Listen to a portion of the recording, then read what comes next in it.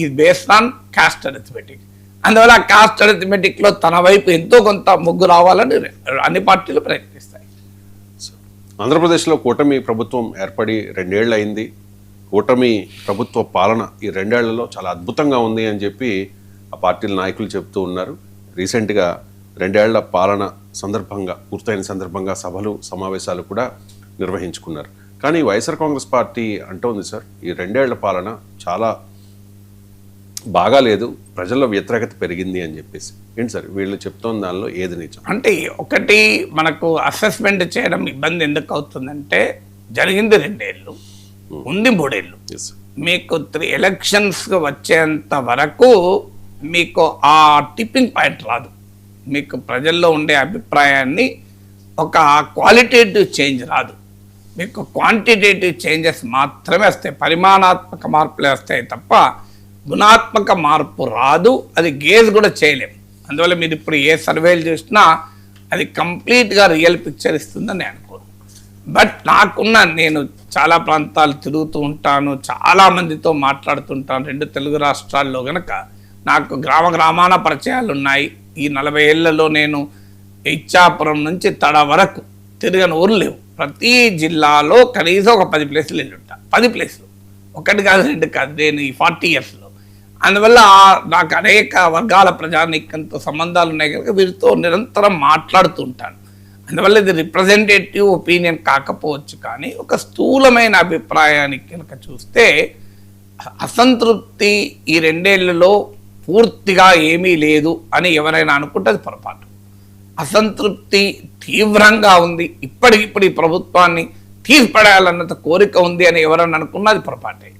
అందువల్ల అది కూటమి లోపల వీరికి తెలుసు, వారికి తెలుసు, ప్రతిపక్షానికి తెలుసు, కూటమికి తెలుసు. మనం చెప్పేది బైక్ ఒప్పుకోరు కానీ అందరికీ ఇంటర్నల్గా తెలుసు, తెలియకపోవడానికి క్వశ్చనే లేదు. సో ఏంటి, కూటమికి కూడా తెలుసు ఈ అసంతృప్తి మొదలైంది అని, ప్రతిపక్షానికి కూడా తెలుసు ఈ అసంతృప్తి మహాప్రభంజనం ఇంకా కాలేదని కూడా తెలుసు. కానీ పైకి ఏం చెప్తుంటారు, అసలు అసంతృప్తే లేదని కూటమి చెప్తుంది, మహాప్రభంజనం అయిపోయిందని వైసీపీ చెప్తుంది. రియాలిటీ ఏంటంటే కొన్ని వర్గాలలో కొన్ని అంశాలపైన అసంతృప్తి ఖచ్చితంగా స్పష్టంగా కనబడుతుంది. మీకు యూత్లో ఫర్ ఎగ్జాంపుల్ జాబ్స్ ఇష్యూ పైన చాలా తీవ్రంగా అసంతృప్తి పెరుగుతోంది. 1 సెక్షన్ మీకు లాస్ట్ టైం జగన్ ఓటమికి కారణమైన అతి ముఖ్యమైన సెక్షన్ యూత్. ఇటీవల కాలంలో తమిళనాడులో విజయానికి ముఖ్యమైన కారణం యూత్. ఇవాళ దేశంలో మోడీ ప్రభుత్వాన్ని ఎంతో కొంత టెన్షన్ పుట్టిస్తున్న vote youth vote. Nepal, Sri Lanka, బంగ్లాదేశ్లో కూడా మార్పులకు యూత్ ఒక కారణమయ్యారు.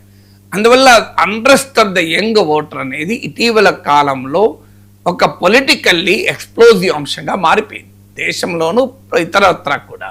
సో ఈ యంగ్ ఓటర్ మాత్రం చాలా వేగంగా వొలటైల్గా ఉంటారు. మిగతా ఓటర్ ఇప్పుడు ఓల్డ్ ఓటర్స్ ఏజ్ ఎక్కున్న వారేమో కొద్దిగా కన్ఫర్మిస్ట్ ఉంటారు, వీళ్ళు రీకన్సైల్ కారు యంగ్ ఓటర్. సో యంగ్ ఓటర్లో మాత్రం అసంతృప్తి పెరుగుతుంది. మీకు లాస్ట్ టైం కూడా జగన్ అనుకున్నది ఏంటంటే నేను బటన్ నొక్కాను కదా, ఇన్ని లక్షల కోట్లు వేసాను కదా, కానీ యంగ్ ఓటర్ ఫ్యామిలీస్ను, పేరెంట్స్ కూడా ఇన్ఫ్లుయెన్స్ చేయగలిగారు. అందుకే మీకు ఆ స్థాయిలో రిజల్ట్ వచ్చింది. ఇప్పుడు కూడా యంగ్ ఓటర్లో అసంతృప్తి జాబ్స్ ఇష్యూ పైన పెరుగుతుంది. ఇది మొదటిది. లేదు అని అధికారంలో ఉన్నవారు అనుకుంటే అది వారి ఇష్టం, లాభమైనా నష్టమైన వాళ్ళకే కదా. మాలాంటి విశ్లేషకులు చెప్పిన దాంట్లోకి వెళ్ళి నిజాన్ని అర్థం చేసుకొని సరి చేసుకుంటే వాళ్ళే మళ్ళీ అధికారంలోకి వస్తారు. మమ్మల్ని తిట్టి నేను ఒప్పుకోము అంటే ఒప్పుకోకండి, మీరే ఎలక్షన్లు ఓడిపోతారు, మాకే వచ్చే సంబంధం ఏమున్నది, మాకు ఎలాంటి తేడా లేదు. సో కానీ యూత్లో మాత్రం అన్రెస్ట్, డిస్కంటెంట్ పెరుగుతోంది. ఇక 2వ ముఖ్యమైన వర్గం ఏంటంటే రైతాంగం. రైతాంగంలో మాత్రం తీవ్ర అసంతృప్తి ఉంది. పొగాకు రైతులు, మామిడి రైతులు, మిర్చి రైతులు, అన్ని వర్గాల రైతుల్లో వ్యతిరేకత తీవ్రమవుతుంది. అది అనేక కారణాలు ఉండొచ్చు. ధరలు, గిట్టుబాటు ధరలు రావడం లేదు అనే అంశము చాలా సీరియస్గా ముందుకు వస్తుంది. రైతు ఆగ్రహం అనేది క్లియర్గా క్షేత్రస్థాయిలో కనబడుతోంది. ఈ 2 సామాజిక వర్గాల్లో మాత్రం చాలా స్పష్టమైన అసంతృప్తి ఉంది. ఇది కాక మొత్తం రాష్ట్రంలోని అన్ని వర్గాల ప్రజల్లోకి అసంతృప్తి పెరిగిందని నేను అనుకోను. ముఖ్యంగా ఈ రెండు వర్గాలు. ఇష్యూస్కి వచ్చే వరకు ఇప్పుడు కరెంట్ ఛార్జెస్ ఉన్నాయి, దాని రూపం మారింది తప్ప ఛార్జీలు పెరుగుతున్నాయన్న భావన ప్రజల్లో ఉంది. రూపం మారచ్చు. సో ఆ అంశంపై కూడా నీకు ఆ వ్యతిరేకత ఉంది. అయితే ఏది లాభం చేస్తోంది? సూపర్ 6 ఉంది. సూపర్ 6 పైన కొన్ని పథకాలు అమలు కాలేదు అన్న అసంతృప్తి ఉంది.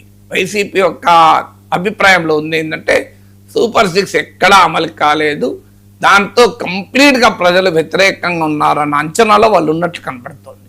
కానీ నా అంచనా సూపర్ 6 పైన పథకాలు అమలవుతున్నాయన్న భావనే ఉంది, కానీ కొన్ని అంశాలపైన అసంతృప్తి ఉంది. ఉదాహరణకు కొత్తగా పింఛన్లు ఇవ్వలేదు అనేది ఒక అసంతృప్తి ఉంది. ఈ కూటమి అధికారంలోకి వచ్చాక ఈ 2 ఏళ్లలో 60 ఏళ్ళు నిన్న వాళ్ళు ఈ ఎలిజిబిలిటీ వచ్చిన వాళ్ళు ఉంటారు పింఛన్కు. అలాగే 50 ఏళ్ళు నిన్న బీసీ ఇలాంటి మహిళలకు ఇస్తామన్నారు పెన్షన్. సో కొత్త పింఛన్లు ఇవ్వలేదు అన్న అసంతృప్తి చాలా స్పష్టంగా ఉంటుంది. రెవెన్యూ సమస్యలన్నీ, ఎందుకంటే లాస్ట్ టైం జగన్ పట్ల బాగా వ్యతిరేకత కారణమైన అంశము భూములు, రెవెన్యూ వ్యవస్థ. ఇప్పటికీ రెవెన్యూ వ్యవస్థలో ఈవెన్ టీడీపీ అభిమానుల్లో కూడా అసంతృప్తి ఉంది. ఇంకా ఈ రెవెన్యూ వ్యవస్థ మారలేదు అనే భావన చాలా బలంగా ఉంది. సో ఇలాంటి ఇప్పుడు కరెంట్ ఛార్జీలు రూపం మారి ఇంకో రూపంలో పెరుగుతున్నాయి, ధరలు బాగా పెరుగుతున్నాయి, మీకు ఈ రెవెన్యూ వ్యవస్థ ఇంకా మార్పు చెందలేదు. ఇలాంటి అంశాలపైన స్పష్టమైన కొన్ని సూపర్ 6లో కొన్ని పథకాలు ఇంకా అమలు కాలేదు, ఇలాంటి అంశాలపైన వ్యతిరేకత ఉంది. ఈ వ్యతిరేకత అంతా కూడా అందుకే నేను చెప్పింది స్పొరాడిక్గా ఉంది, కొన్ని వర్గాలలో కొన్ని అంశాలపైన ఉంది. ఇది ఒక యూనివర్సల్ సార్వత్రిక అసంతృప్తిగా, సార్వజనీన అసంతృప్తిగా మారలేదు. So across all sections, across all issues ప్రభుత్వం పట్ల అసంతృప్తి ఆ స్థాయిలో పెరిగింది అంటే అది నేను అంగీకరించను. అయితే సాధారణంగా 2 ఏళ్లలో సంతృప్త స్థాయి పెరుగుతుంది ప్రభుత్వాల పట్ల. ఏంటంటే లెవెల్ ఆఫ్ సాటిస్ఫాక్షన్ పెరుగుతుంది, అట్లీస్ట్ తగ్గదు. కానీ ఇక్కడ 2 ఏళ్లలో లెవెల్ ఆఫ్ సాటిస్ఫాక్షన్ పెరగకపోగా అసంతృప్తి కాస్త మొదలైంది. కానీ దాన్ని ఈ కూటమి ప్రభుత్వం ఇవాళ ఇక ఎన్నికలు పెడితే ఓడిపోతుంది అనే లెవెల్లో ఊహించుకుంటే అది చాలా పొరపాటు, ఆ స్థాయిలో లేదు. సో దీనికి కారణం కూడా ఉండొచ్చు. ఇప్పుడు మీకు ఆంధ్రప్రదేశ్కి వచ్చే వరకు ఏంటంటే తమవాడు తప్పు చేసినా తమవాడే రైట్ అనే స్వభావం ఉంటుంది. తమవాడు అంటే మీకు నేను వేరే చెప్పాల్సిన అవసరం లేదు. కొన్ని బలమైన సామాజిక వర్గాలు కావచ్చు, సోషల్ అండ్ పొలిటికల్ లయాలిటీ ఎంత బలంగా ఉంది అంటే మీరు ఒక అంశం పైన సర్వే చేయండి, వారి వారి రాజకీయ అభిప్రాయాలు ఉండవు బట్టి, వారి వారి సామాజిక నేపథ్యం బట్టి ఇష్యూస్ పైన రియాక్ట్ అవుతారు. మీకు ఒక్క జాబ్స్ విషయంలో, రైతుల విషయంలో మాత్రమే ఈ cutting across social and political loyalties అసంతృప్తి వ్యక్తం అవుతుంది. కానీ మిగతా అన్ని అంశాల్లో కూడా సోషల్ అండ్ పొలిటికల్ లాయల్టీసే డామినేట్ చేస్తున్నాయి. అది తేడా రాకుండా, అది దాంట్లో చేంజ్ రాకుండా ప్రభుత్వం పట్ల అసంతృప్త స్థాయిలో కూడా గుణాత్మక మార్పు రాదు. అందువల్ల సిచ్యువేషన్ స్టిల్ ఫ్లూయిడ్గా ఉందనటానికి ఈ విశ్లేషణ ముఖ్యం. దాంతోపాటు ప్రతిపక్షం పైన విశ్వాసం పెరగాలి, ఆ విశ్వాసం ఇంకా పెరగడం లేదు. సో జగన్ పట్ల వ్యతిరేకత కూడా ఇంకా కూటమికి ఒక అడ్వాంటేజ్గా మిగిలిపోయింది. సో ప్రతిపక్షంలో లోపాలు కూడా కూటమికి అడ్వాంటేజ్గా మారుతున్నాయి. సో ఇలాంటి ఫ్యాక్టర్స్ వల్ల ఆ కాంప్లెక్స్ పొలిటికల్ సిచ్యువేషన్ ఆంధ్రప్రదేశ్లో ఉంది. ఆంధ్రప్రదేశ్లో కూటమి పాలన